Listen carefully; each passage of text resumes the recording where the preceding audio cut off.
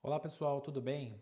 Muito se ouve falar da tal decisão da Corte di Cassazione, que seria a Suprema Corte Italiana aqui, mas de uma forma bem resumida, que decisão é essa? O que se estava discutindo? De forma bem resumida, por que se fala tanto dessa decisão?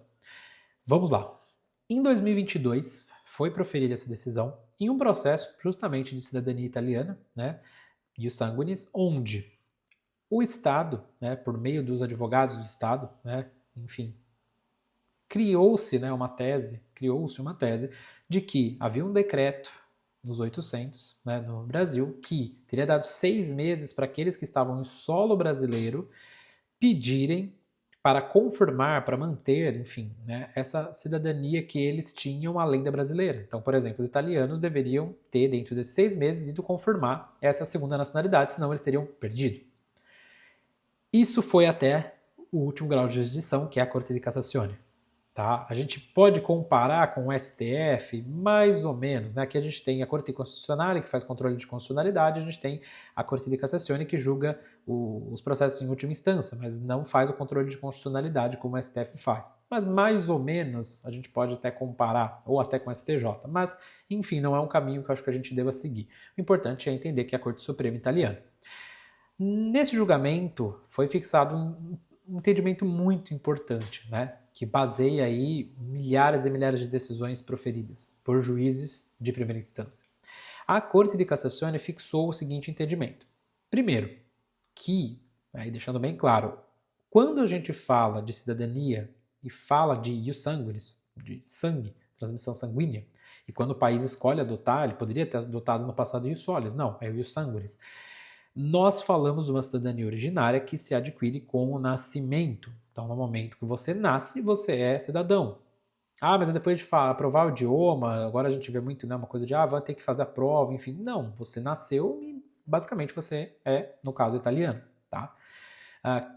Ainda assim, nós temos ali as palavras que são muito importantes, né? É um direito originário, vem com o nascimento, permanente, ou seja, não é que passou 10, 15, 20, 100 anos e ele se perde.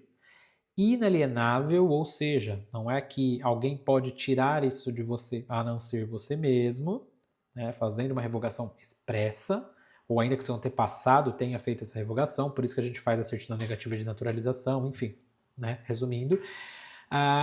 E também um direito que ele é na verdade, dentro do imprescritível, né? Ele pode ser pedido a qualquer tempo, mas é bem interessante que eles colocaram a frase mesmo, né? Para deixar bem claro, pode ser pedido a qualquer tempo.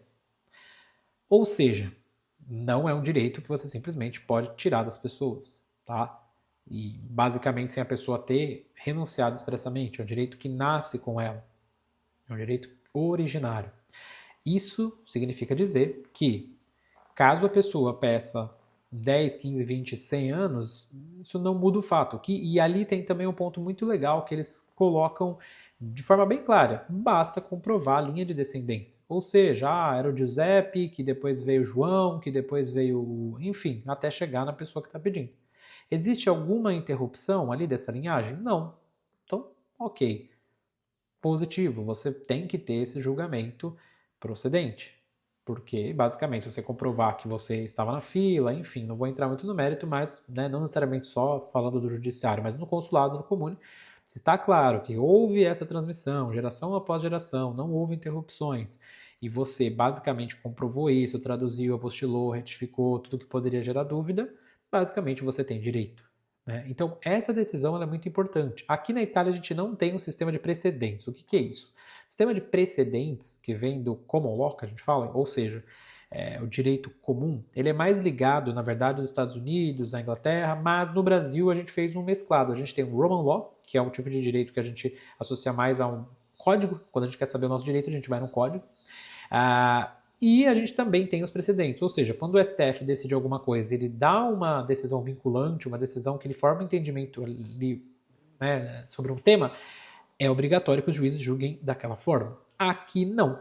Aqui na Itália ele é um Roman Law puro mesmo, né? Não existem esses precedentes, né? Do tipo, a Corte de Cassação julgou assim, o juiz ele é impedido. Né? Tanto é que tem um juiz de Bolonha que mandou para a Corte Constitucional para a Corte Constitucional dizer se a lei da cidadania italiana, o artigo 1º, é constitucional ou não. Enfim, então os juízes não estão obrigados a julgar de acordo com a Corte de Cassazione. Mas o que a gente viu na prática? Ainda assim, né, por mais que não haja uma obrigação, não faz muito sentido um juiz ficar julgando contra a Corte Suprema do país para depois ele toda hora ter sentenças reformadas, né? Ele desempenha uma função e ele tem que fazer essa função da melhor forma possível. Não é algo do tipo, eu vou fazer o que eu quero e tudo bem. Basicamente, ele tem uma Corte Suprema que tem uma decisão no assunto. Se ele toda hora fica tendo sentenças reformadas, quer dizer que ele não está observando, né? Mas ele não é obrigado. Enfim, essa é uma decisão muito importante, uma decisão que felizmente veio antes desse decreto e é algo que nós nos baseamos já hoje e depois desse decreto mais ainda para poder discutir no judiciário. Hoje eu quis trazer uma análise bem supérflua, só dos principais pontos, tá? É uma decisão gigantesca, a gente pode fazer um outro vídeo e eu ir comentando os trechos com mais calma, mas enfim, essa decisão de 2022 da grande naturalização, né? Ela ficou muito famosa, ela foi muito esperada, foi um momento também de muita luta, né? Muita gente ali entrou em desespero, desistiu, e o judiciário, naquela vez em várias outras, confirmou esse direito. E é o que a gente espera depois desse decreto que aconteça, a gente vai trabalhar para isso.